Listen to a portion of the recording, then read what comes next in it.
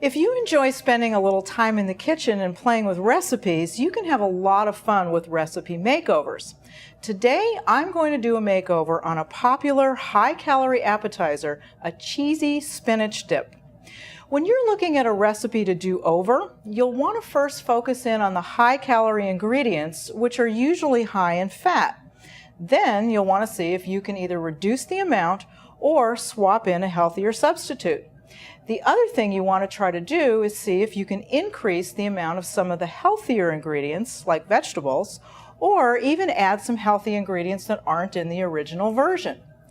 This spinach dip is traditionally made with cream cheese, sour cream, mayonnaise, parmesan cheese, and very little spinach. For this entire recipe, we're looking at nearly 1,400 calories and more than a half a cup of fat. And that's not counting the calories or fat in the bread or chips that you dip into it.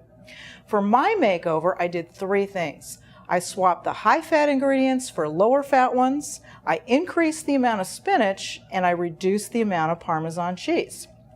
So here's what we're going to do. I'm going to start with some plain non-fat Greek yogurt, which makes a really good substitute for the sour cream that's in the original recipe because it's creamy and it's smooth. The other thing I'm going to add is some low-fat ricotta cheese. And I'm using this because it's mild and it's creamy, and this makes a good replacement for the cream cheese and for the mayonnaise. I'm going to just start to stir these together a little bit, and I'm going to add some lemon juice.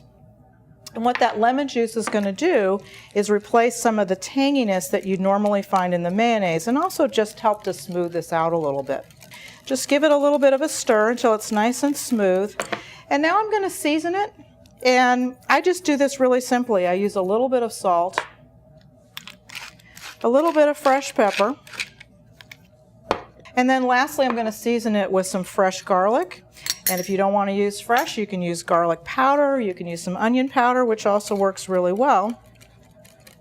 So I've got that in there. And then the last thing that I did was I reduced the amount of Parmesan cheese. And that's because the original recipe called for a full cup. And I'm just using 1/4 of a cup, which is really plenty, because Parmesan cheese is very strongly flavored. And then the last thing that I'm going to add is my spinach. All I did here, this is just some chopped frozen spinach, and what I did was I thawed it out, and I just put it into a strainer and just kind of pressed it a little bit with the back of a spoon so that I could get most of the liquid out of it. And I'm going to gently stir this up because my bowl's a little bit small. And that's it. Now, one of the other things that you might notice is that this is a lot larger a volume of dip than I have in the original recipe, and that's another way that I've been able to reduce the calories. But the most important thing is that the calories in this recipe, this total recipe, is about 500, and that's for this entire bowl. And remember, my original recipe had about 1,400. But I also have more, so we've got less per serving or less per tablespoon.